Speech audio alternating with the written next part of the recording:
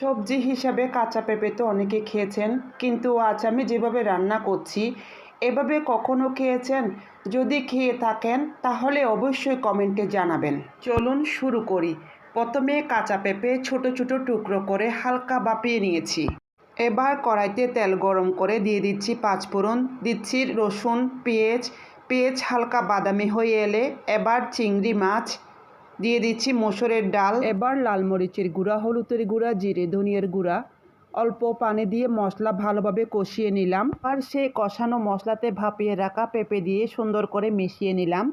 ঝোলের জন্য দিয়ে দিলাম অল্প পরিমাণ পানি, উপর থেকে কয়েকটা কাঁচামরিচ। এবার 10 থেকে 15 মিনিট ঢেকে রান্না, সবশেষে ধনিয়া পাতা ছড়িয়ে দিলেই তৈরি অসাধারণ স্বাদের কাঁচা পেঁপের সবজি। কি কাঁচা পেঁপে হজমে সাহায্য করে? আপনারা কি কাঁচা পেঁপে এভাবে রান্না করে খেয়েছেন? কমেন্টে জানাতে ভুলবেন না।